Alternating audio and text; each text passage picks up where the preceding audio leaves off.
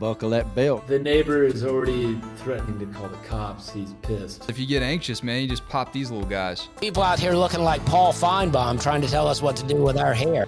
In my overserved state, I went to the wrong House. No, it was the right house. Okay.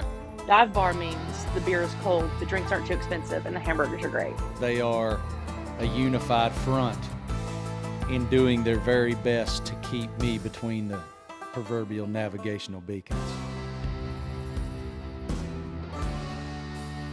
Howdy, y'all. Welcome to the Marty Smith podcast. Wesley is absent today.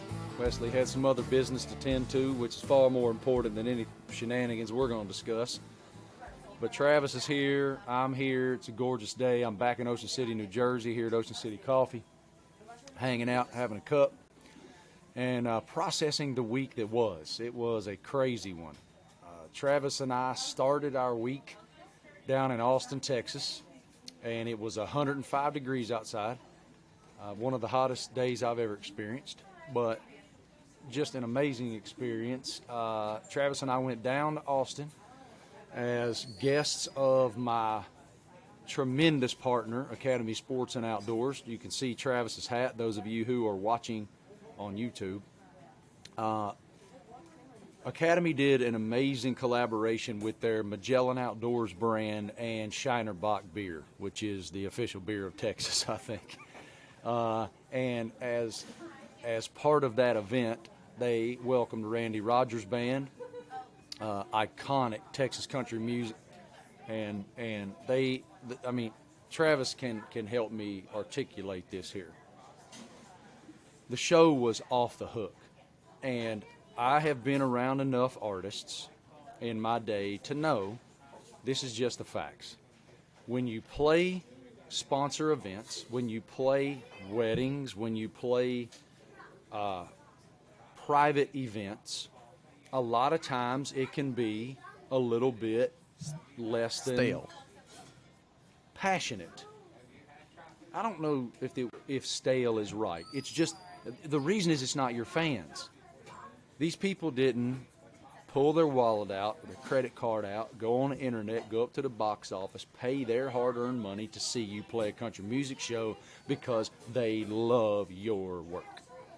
And that's not just Randy Rogers, that's all of them.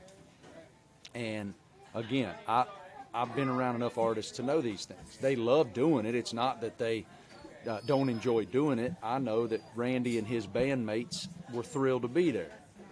But that's just the facts. All right, so they take the stage, and I don't know, Travis and I are a couple beverages in at this point, and have just completed the interview you guys will hear in just a bit. Randy was kind enough to sit down with me for 20 minutes or so and share about his career and about his path and whatnot, and it was so fulfilling for me to get to sit with him and hear him share not only about the songs, iconic songs. I mean, if you don't know Randy Rogers Band, if you're a music fan at all, and you don't know about their catalog, just trust me. I sent Patrick Abrahams, my field producer at ESPN, whom I'll discuss in a moment because we had ESPN the Ocho this week as well, which is a whole other story.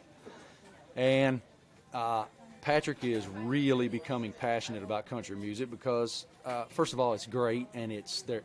What makes country music so amazing is it is the uncanny ability by these phenomenal artists and writers to share life in 2.5 minutes, which is very hard to do. It is a skill and a talent, and it is honed and crafted over time to the point where that 2.5 minutes can not only change a life or impact a life, but it can save a life. I believe I'm proof. Anybody that knows my relationship with Eric Church understands that part. Well, and Patrick also doesn't have a choice. If he's around you, he's just going to be listening to country Correct. music anyway, so you might as well embrace it. Yeah, I wasn't going to say that part, but he's also around me more than my wife is. And so, there's no question that by osmosis he had no choice. And so I just sent him yesterday this list of like 10 Randy Rogers Band songs that he had to consume. Hold on, I'll roll them off for you here. These are the ones that I told Patrick to start with, okay? I told Patrick to start with picture frames, interstate, steal you away, drinking money, one woman, you, me, and a bottle, and nothing but love songs. I gave him that homework assignment. And their catalog is just fantastic. And when I think about Texas country, you'll hear me say this to Randy during our interview. I think of them first. I think of Pat Green. I think of Jason Bolin and the Stragglers. I think of Stoney LaRue. If you guys have not heard Stoney LaRue's cover of All the Gold, oh my God. Anyway, phenomenal talents, and you're going to love the interview. But so Travis and I start there.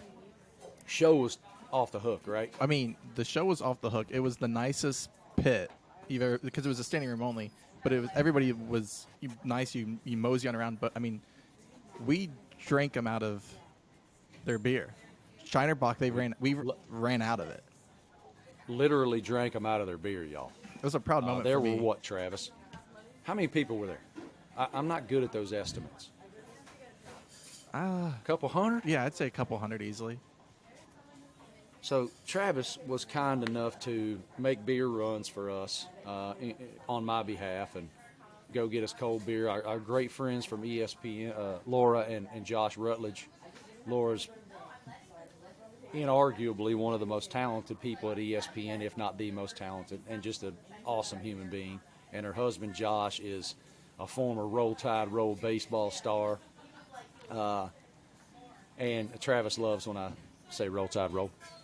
And they're just wonderful people. Our boy Justin Martin was there. He, like Laura and myself, is an ambassador for Academy Sports and Outdoors, and they wanted all of us there for this amazing event. And Justin is maybe hands down the funniest person I've been. I had to, if he was Try to warn talking, you, man. I had to stop taking drinks out of fear that I was going to spit my drink out whenever he talked. He is the funniest I try person. to warn you.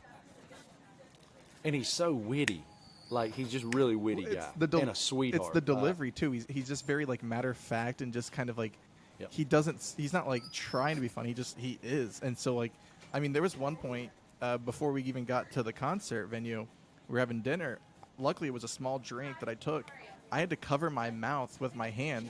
My hand was wet. Like, there was a chance that you almost got sprayed with liquid. Travis almost got, what was it? They didn't have Tito's. Y'all, Yeah, so we were in Austin, Texas. They didn't have Tito's. I What was it ordered called? it. Like Slippery Noodle? What were you drinking? I forget the Slippery vodka that Rock? they found. Something like that. But when I said, can I get a Dripping Springs. Dripping Springs, I go, can I get a Tito's and soda? And the person was like, we don't have that. And I don't think I've seen you laugh that hard in my life. You enjoyed that moment. We're in the home of Tito's, and Travis is chomping at the bit to pay homage to his elixir of the gods, and they don't even have it in its hometown. So he had Dripping Springs vodka. So those of you at Dripping Springs, Travis is now a fan.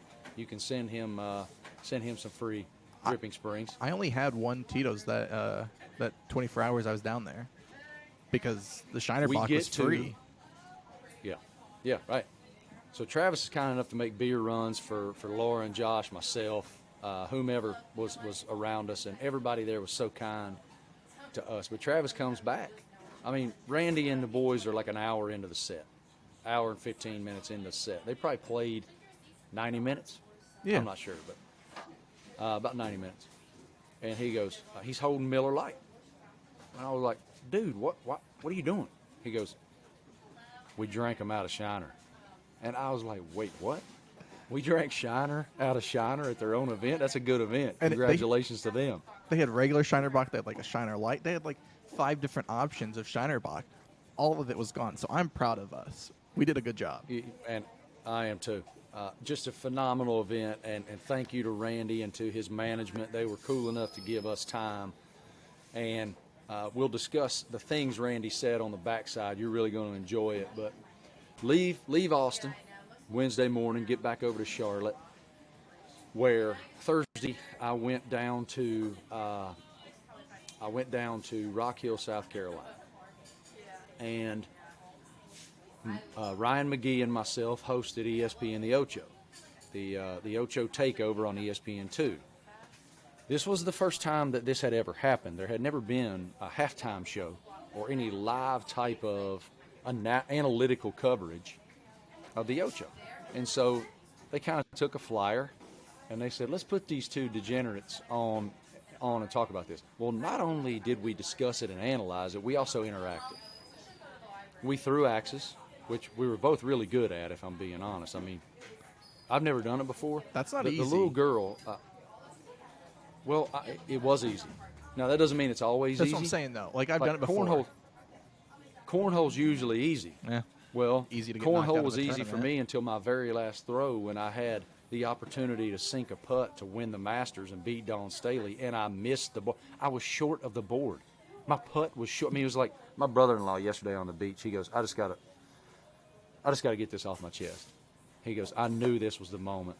He's like, I can't believe that you didn't even make it to the board. I'm like, thanks. I text you. I'm going to start calling you Will Zalatoris going forward. Like, you just missed the putt. I just missed the putt. It happens to the best of us. I was sitting there trying to justify it, like, in my mind, because my brother-in-law manages all my money, so he's like a math guy. And I'm like, you need to do the math. He does all the math on our cornhole, can jam, everything, pickleball. He's the score guy. I said, let's run back through what exactly happened. I lost 10-7. So had I made that bag on the board, it would have been 10-8. Or 10-10 if I sunk it, right? Well, I think Dawn Staley then threw it onto the board and knocked one of mine off with her throw. So I think she wins regardless. Either way, it doesn't matter. I choked. It's fine. Well, I will say, with the Celebrity Pro-Am style, I didn't realize that you guys only played 10 rounds. So I will give you a little benefit of the doubt. I'll give you a little. I'll defend you a little bit. That if you would have played an actual game, you might have won. Well, it's not even that. It's also my pro, Ryan Smith, who I also won with last year, is my boy, man. He is an awesome guy, great player. But we happen to be playing the number one player in the world.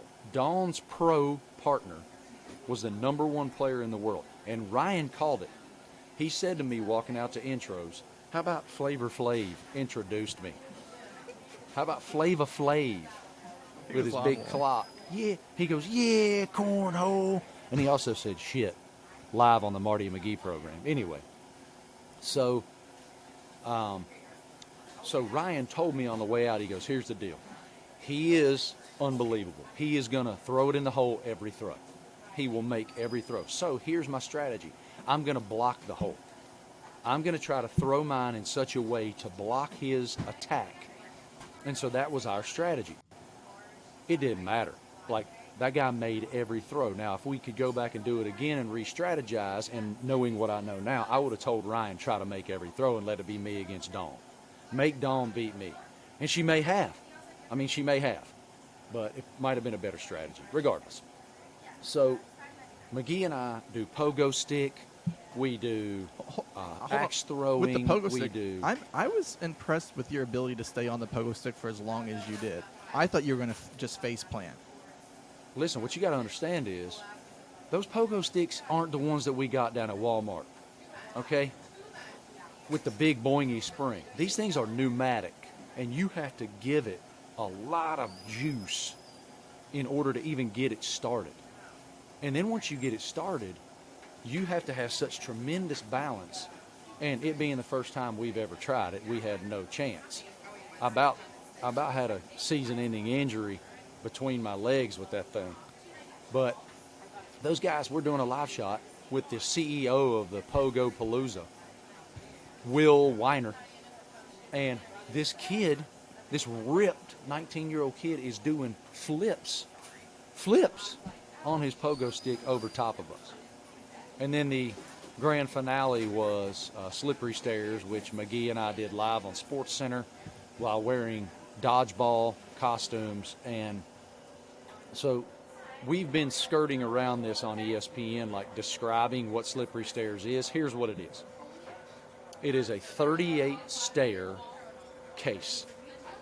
and these stairs are covered with a little bit of padding. It's still pretty hard, but your goal is to climb up these stairs, to make it up the stairs. Well, they have these ladies on the very top of it.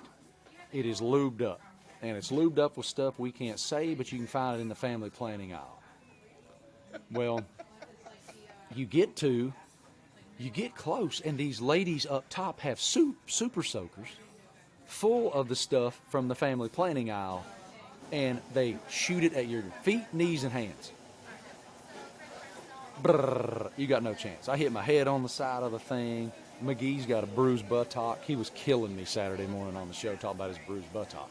Did you see how those people, when they get to the top, they just throw, once it's over, they just throw themselves down those stairs? Those people have I didn't know people made it to the top. I didn't get to watch it because I was going to play cornhole. They had like a men's division, a women's division. They had a junior division, little girls and little boys going up there. And they made it? Yeah, I was watching one where it was like 4 or 5 boys, and it was the funniest thing because they were just grabbing legs and pulling people down. It was hilarious, but I mean, that's gotta hurt. Oh yeah, dude. And look, we're not little anymore. We're in our mid-40s and higher. Some of us higher. And so, look, falling down those stairs is not a good time. But it was an amazing day. Grateful for the opportunity. I'm sure we're going to do it again next year. Can we go back? Hold on. Can we go back to the wiffle ball though? Oh yeah, wiffle ball. We played that too. I could tell the athlete in you was kicking in when you had some like pro throwing pitches at you, and you just wanted to connect on one of those. Jack Belay from Edmonds, Washington. These guys flew in from all over the place to compete in the wiffle ball championship. It was all-star teams that were created, and they played against each other. And man, Jack, he kind of showed us on TV the way to throw the different pitches and whatnot, and his advice to us as hitters was, if the ball's coming at you, it's going to be a strike. So I stand in there, and he dings me in the ear, and so I'm like, well, okay, maybe his advice isn't too great. But ultimately, he threw one in there, and he might have been taking care of me. I'm not sure. I think McGee on TV, I saw, said, you grooved that one, didn't you? I don't care if he grooved it or not. I think I jerked it out of the park on him.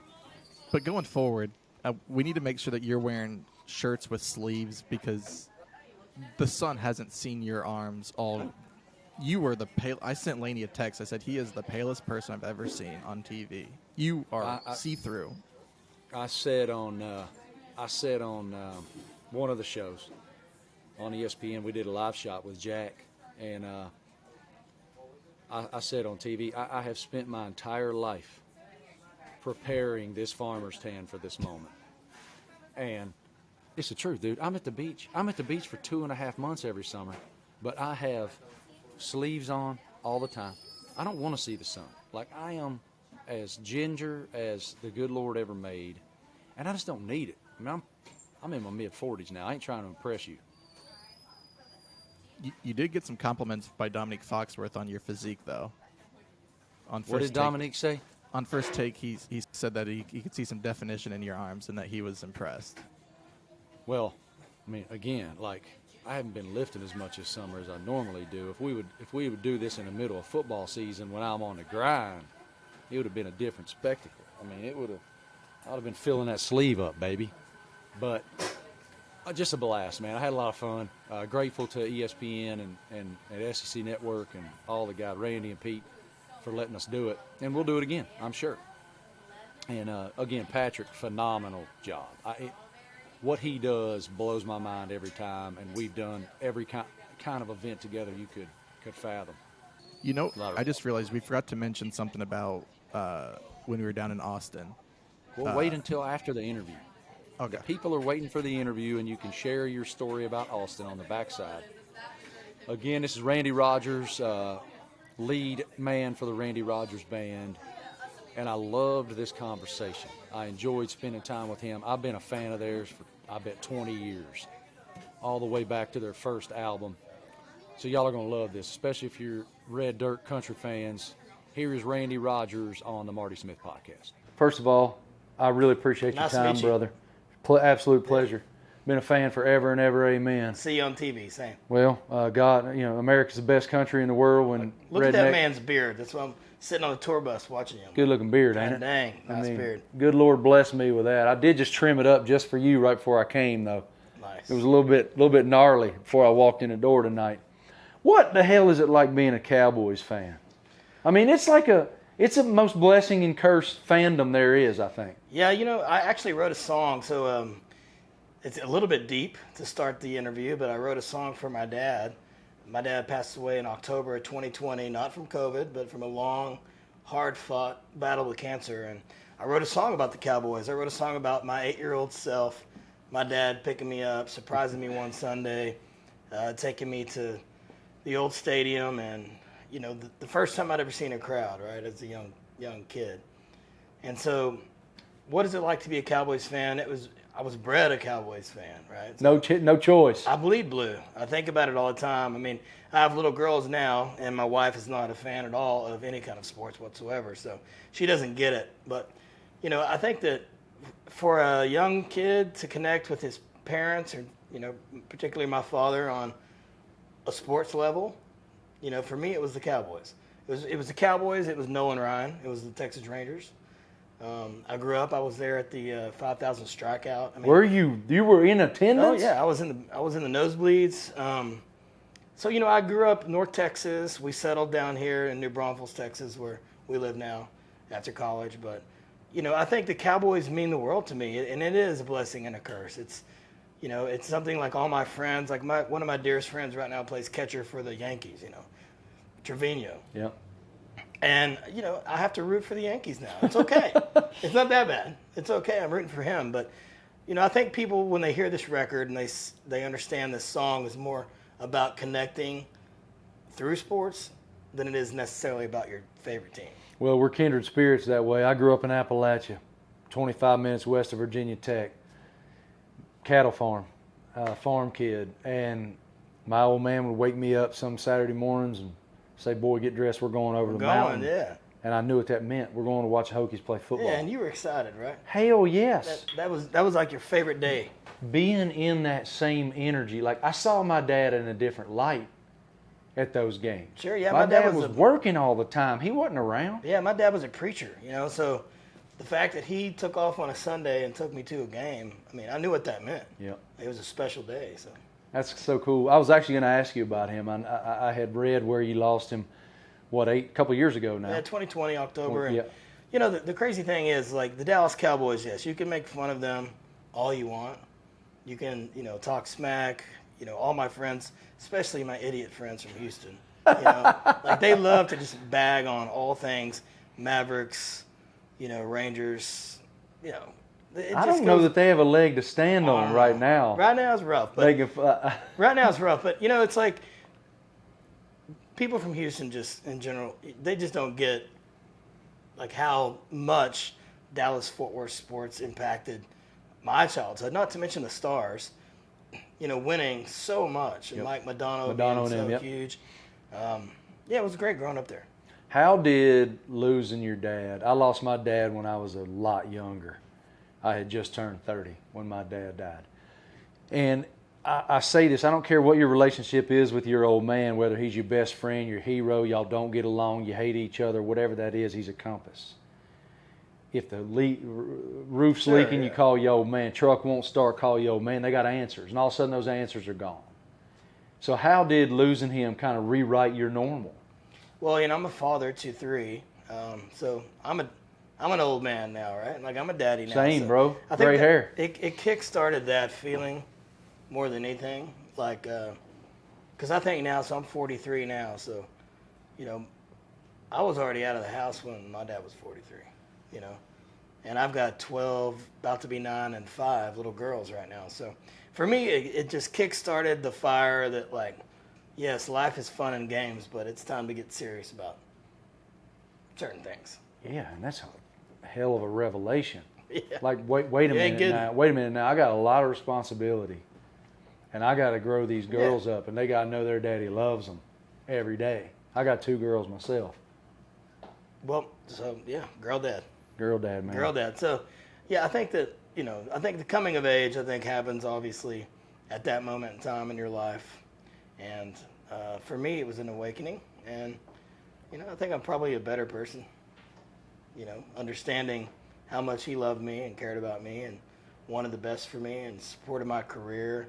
Even though he was a Baptist preacher, he'd be out there at Billy Bob's watching my show. That's awesome. He was there supporting me, even though necessarily it was frowned upon at certain times for him to be out in a bar, Saturday night at 1 in the morning. You mentioned him taking you to those games and seeing a crowd for the first time. I imagine it was intoxicating to see what that was. Now, I saw a photo of you. It was on y'all's Instagram.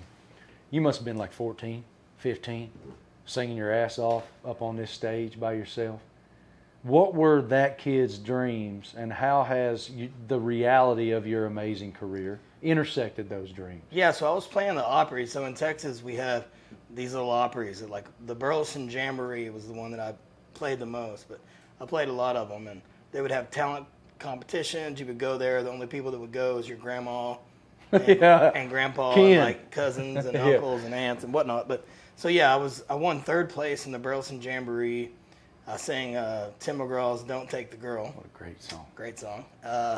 Won 3rd place. So a lot of those pictures of me from back then are playing like little honky tonks and little Opries that were around Cleburne, Texas, where I grew up in Johnson County. And I think my dreams back then were to be George Strait. That was number 1. To be Willie Nelson. That was a close number 1.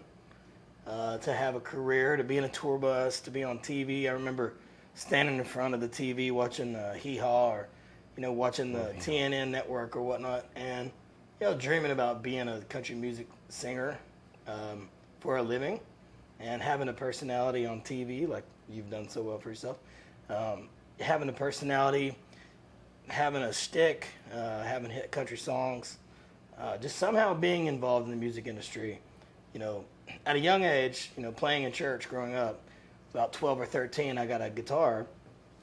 I was already playing piano, so then I started writing songs and playing guitar, and they turned out to be like the saddest country songs you've ever heard. But I love that. I love sad country songs, man. I'd never been in love. I'd obviously never even had a girlfriend, and so I had no clue what I was doing. I just was trying to be an adult, right?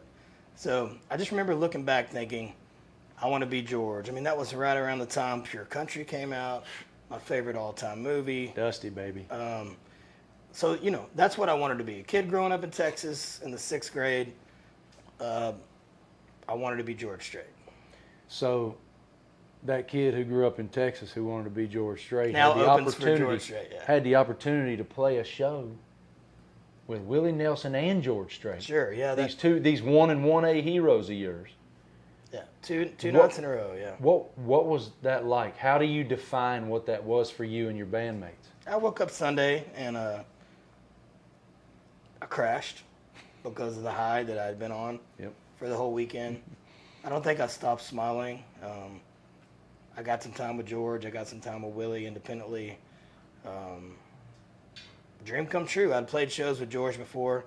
I'd played shows with Willie before, but the fact that all 3 of us, and only the 3 of us, were playing at the new Moody Arena in Austin is where it happened, the grand opening weekend of the Moody Arena. I just don't think you could have written that story. I mean, I grew up in Cleburne, and my parents did well, but we were middle class. You could not have predicted, you could not have told me at that young of an age that this was going to happen to me, or I would have, probably ruined my life. I would have killed over. I wouldn't have believed, that you could have seen that in my future. So for me, I mean, I was just asked this today in an interview I was doing earlier for the bio for the new record. Like, what was your moment? I'm like, well, is it okay that my moment just happened like so cool. a few months ago? Why was that the moment? Explain why that's the moment. Other than Robert Earl Keen later on in life, I don't think any 2, artists influenced me more than Willie and George. I mean, talk about scouring over their records, listening to all their songs, figuring out who wrote the songs. Was it Dean Dillon? Who was it? And learning the songs on guitar at a young age, playing them at these Opries, pretending to be them in the reflection of the TV as a mirror. I mean, all that really happened, And so being with George at a sold-out night where he's honoring his idol, Willie, and they just tagged me along. I mean, it's like the biggest thing that maybe you could ever have happen to you. Being a kid from Johnson County, chasing the country music dream when you're like 13. Anybody who loves country music. True I mean, that. that's the ultimate dream for anybody. I mean, those are. I mean, it's a king. Yeah. And Willie is one of the 4 or 5 most iconic artists of all time. Yeah, maybe like Coca-Cola.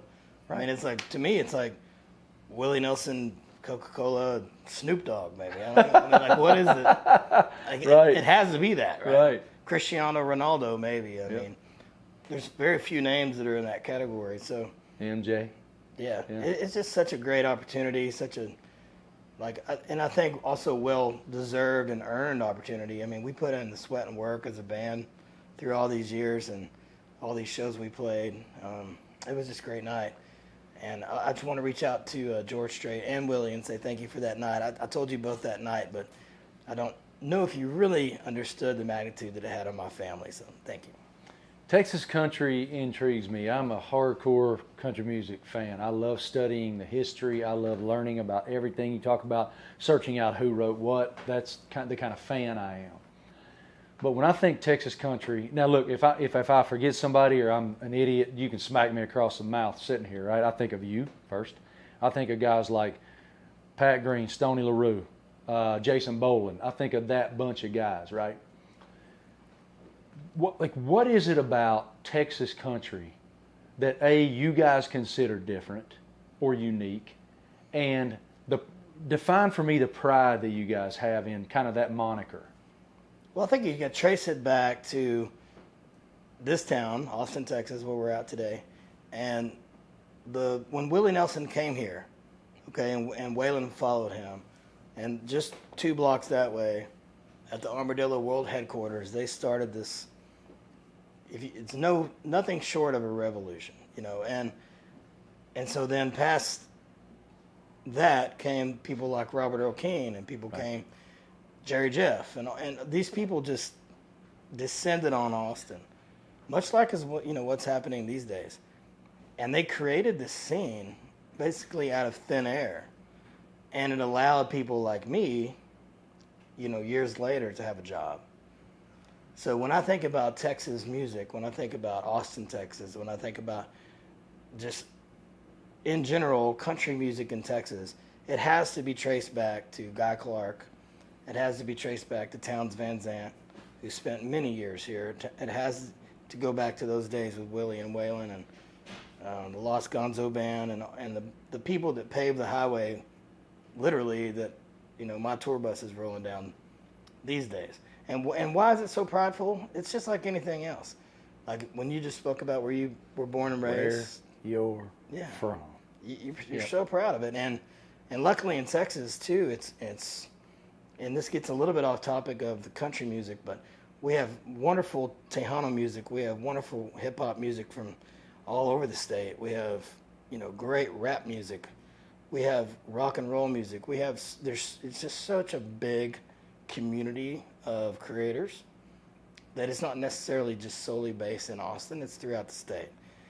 And I think that that's unique in itself because, as we all know, Texas is a lot bigger than a lot of places in our great union, and there's just so much more opportunity for diversity, and there's so much diversity that comes out of the music scene right here. I mean, there's like 3 blocks down, we could go listen to the best blues band you've ever heard in your life, and you'll be hearing country music in this venue tonight, and then down the street you'll be hearing norteño music, down the street. So it's just the hodgepodge of creators, and I'm lucky, for me, that country music is so well accepted here in Texas, where people in Nashville, when I first moved to Nashville, got into my first record deal with a major label, and started talking shop with all the guys that book bands throughout all over the country.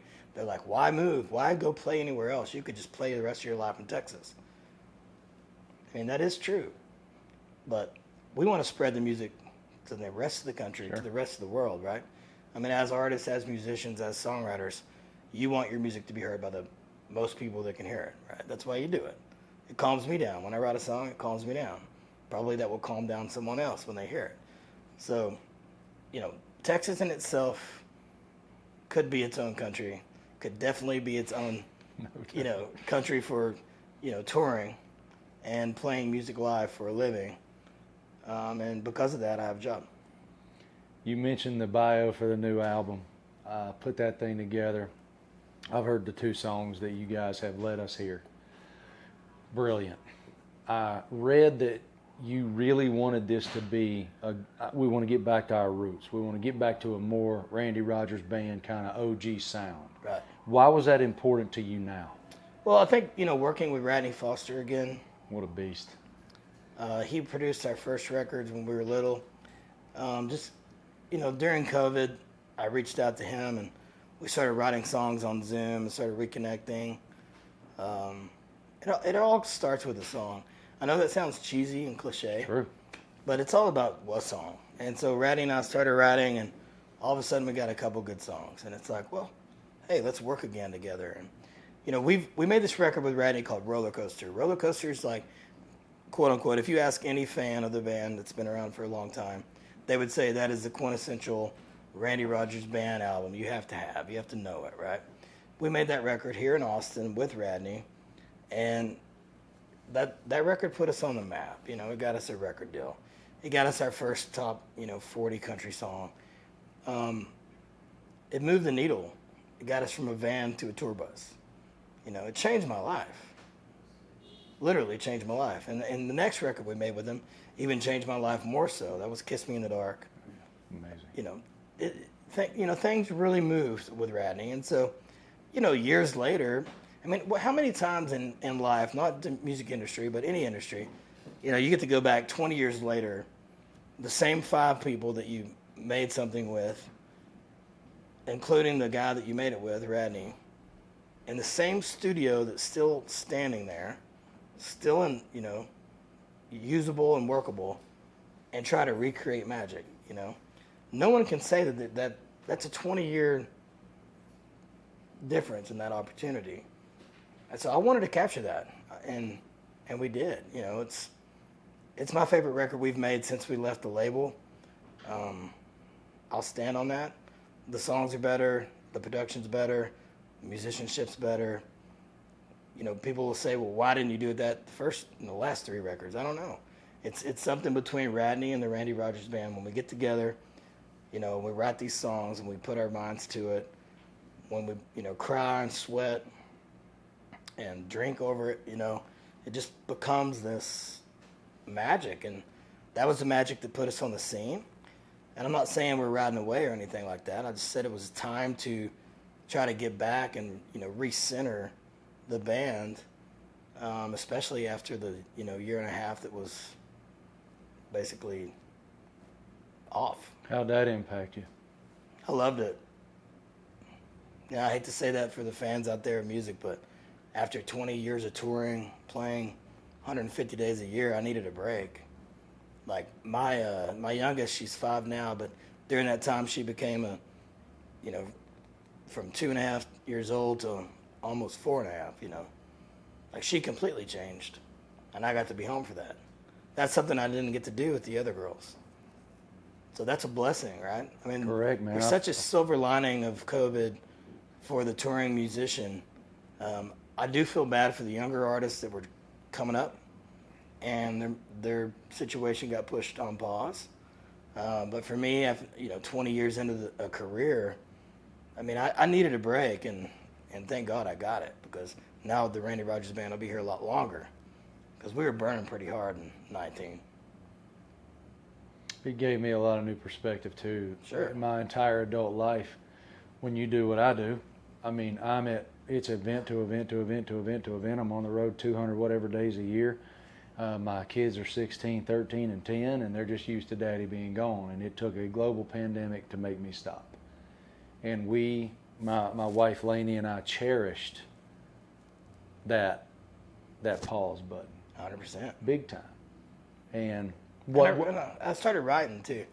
you had to have been inspired. Yeah, I was inspired. When you stop and perceive and witness, you become inspired.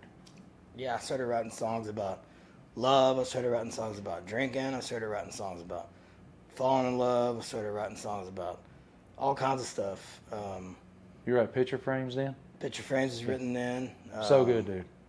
So good. Yeah, Nothing But Love songs. And then, like, Yeah, so good too. this whole entire record that's coming out was obviously written during that time frame, and that host of emotions that I think we all went through, not just singer-songwriters or TV personalities, but, you know, everything that happened to me before that moment where they told me that I didn't have a job anymore.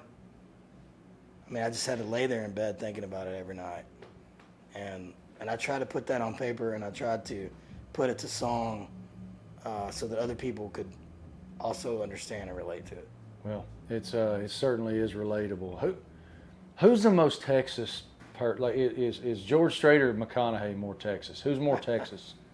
In this town, it would have to be McConaughey. For sure, he's the king of this town. Yeah. Right? I mean, Yeah, I mean, I'd have to say George and Willie. I mean, 1 and 1A, like you said earlier. I can't imagine anybody else other than Guy Clark. Guy Clark would, you know, George Strait would probably tell you Guy Clark. You know, other than that, I don't know. I think that's it for me. In the world that I live in, those two people. well, so grateful, man. I know you got work to do. I'm so excited to see y'all play tonight. I've not ever seen y'all play. Been a fan of yours for 15 years, man. And Right on. I'm just thrilled to have the opportunity tonight. Thank you for sharing. Yes, sir, Marty. Thank you. So much, brother. Hell yeah. Cheers. And go Cowboys just for Randy. Thank you. As I say, it meant a lot to me just to learn. What meant the most to me was him talking about his dad. His dad taking him to Dallas Cowboys games, and what that energy is when you get to see your dad in that different way. We know our dads in the responsible provider, disciplinarian, go to work, come home role. That's how a lot of us knew our fathers, especially my age and young and older. Excuse me. Like I'm a different dad than my dad was. I'm way more like immersed in the day-to-day of my kids' lives. My dad, I mean, he was immersed in my life.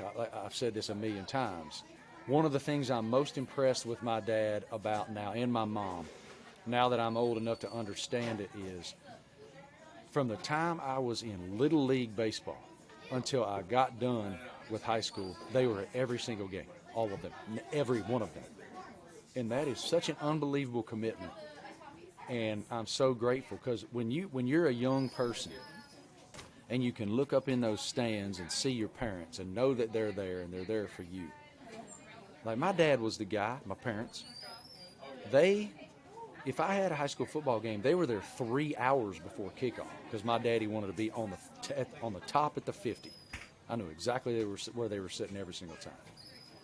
And going to games at Virginia Tech with Dad, y'all know what that means to me. So hearing Randy articulate and describe what those moments meant to him as a son, I just felt was really vulnerable, man. How about you? I never really. Well, I was in high school as a swimmer, so you really can't see like your parents in the stands. Like, when I played football when I was younger, I always knew where my dad was because he always was like 20 yards ahead of the line of scrimmage, and so I knew where he was. But it's interesting. I was watching a documentary on Arsenal Football Club, and this goalie was he was starting for the first time for Arsenal, and he was talking about how when he walks out there, he always knows where his family is, and he waves to him when he walks out on the pitch for the first time. And so it's something that you have as a 5-year-old, but then even the professionals, you watch them, and they know exactly where their loved ones are at. It's just something that you carry with you. I did a story last year on Jordan Davis, and I went down to Athens, and of course he's right up the road in Philadelphia now. And I mean, him and Kobe Dean are going to run Philly. Like, those two guys are going to be the guys for the Eagles in terms of fan favorites. And Jordan comes out of the tunnel at Athens. He walks over to where his mom is, and they pray before he ever does anything. And I just thought that's so cool. Like, again, it matters so deeply to be rooted that way. And I'm grateful that I had that experience, and I thought it was really cool of Randy to share it. You were going to say something that meant a lot to you or that you remember about Austin. When we were done with the interview, there was like a thing upstairs where there was a lot of merchandise. And I don't think you caught this, but I was looking at this hat, and I picked it up. I was like, oh, I like this. And you go, just get it. And I go, well, I'll pay for it later. And you like looked at me, you're like, you can take the hat. And I didn't realize that all this stuff was just there. And one of the coolest things that we got was the koozies that they had. They have a sleeping bag koozie for your beer bottle. Yes, that's a very good point. I forgot all about the sleeping bag koozie. It is devised in such a way that it looks like a regular sleeping bag. It's the quilted material that you have on your sleeping bag, but it is the perfect size for your bottle of Shiner. And how taken aback was I by it? How long did I talk about this thing? I was like a kid on Christmas. I think we talked about it all night. Everything that I got was quilted. Of course, Travis, let them know the very first item of clothing that I went and put on. A puffy vest. Puffy vest, baby. Vest guys. I don't know if there's anybody that loves vests more than you. Love vests, man. Big vest guy. How many Masters vests do I have? I'd say maybe 4 or 5. I mean, I have every there's one color time in the rainbow. There was Masters one year green. you had blue, white. Masters green, navy blue, white, black. And that's just the zip-ups. I also have the pullover sleeve. The coolest piece of Masters gear I've ever gotten is the pullover vest that's sleeveless, that it doesn't have any zippers on it. I think it might have a little quarter zip. It might.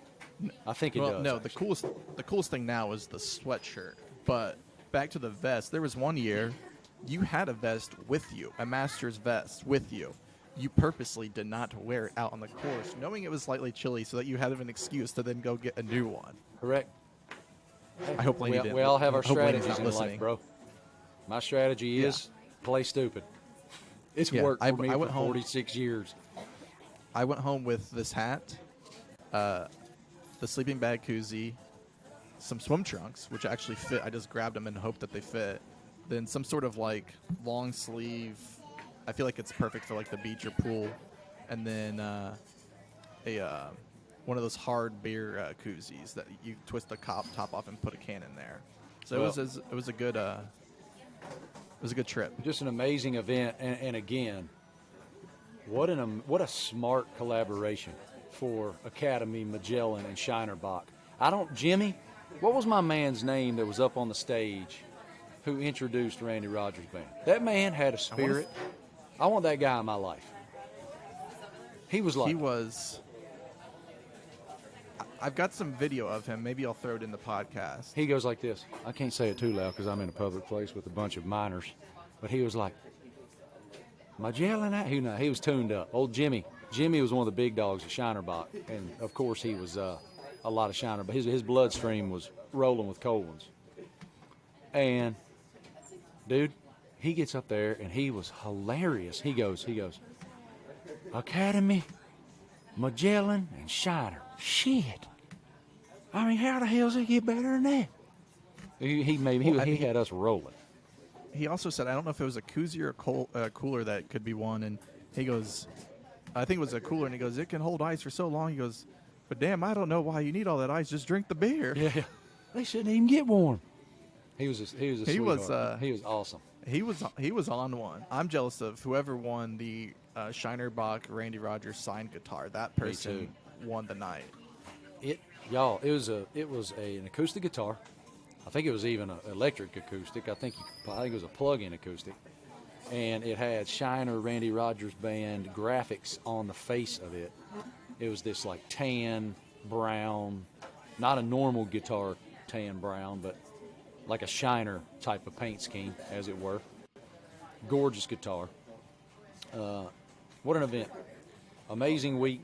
I'm grateful that I got to live it and with whom I got to live it. And on that note, that's it. We've kept y'all long enough. Thank you guys so much for being a part of this. This This is the last pod in the coffee shop, right? Last podcast in the coffee shop. I go home this weekend for good. Cameron, my kids start school a week from today. So I'm up out of here. Thank you to Ocean City Coffee for hosting us all summer long. I had a guy approach me on the beach yesterday. One of Laney's best friends growing up is a amazing woman named Megan. Well, her maiden name is McGonigal. She and her name now is Megan Cellini. Her husband Mike's a great guy. They have beautiful kids. Megan's brother said to me yesterday, he saw an article. Somebody wrote an article about the fact that I wrote my book in this bar. I wrote my book. I wrote half of Never Settle sitting right there. And that's why I chose this place to do the podcast this summer. And he saw somebody wrote an article about that. And he thought that was so cool. He's like, because around here we just don't get a lot of recognition. You know, Jersey Shore, you know, people here, Jersey Shore. And, you know, he said it's nice to get that recognition. I have a funny Jersey Shore story, too. I may as well tell it real quick. We got like 10 minutes before the internet cuts off. So at Cornhole, one of the people that was there was the situation, was competing in the Cornhole tournament at ESPN the Ocho. All of the Jersey Shore people were there, all of them. And so they had this amazing green room for us. The American Cornhole League folks had this awesome green room. It's food, it's beers, wine, all of it, like this gorgeous spread of food. And there were all these cornhole boards where we could warm up, play against each other. And once Cutler went out in the first round, you know Cutler had side bets going on. He was still playing when I left that night, I think, in the VIP room, drinking all their beer and doing side bets with one of the UFC fighters. But I go in there, and I'm starving. McGee and I have been running around Rock Hill, South Carolina all day long. I'm starving. So they put out this Carolina pulled pork barbecue spread. Phenomenal. Ooh. McGee and me, it's our dream. It's our culinary dream. So the Jersey Shore people are shooting Jersey Shore during the cornhole deal. And they're all there. Snooki, everybody.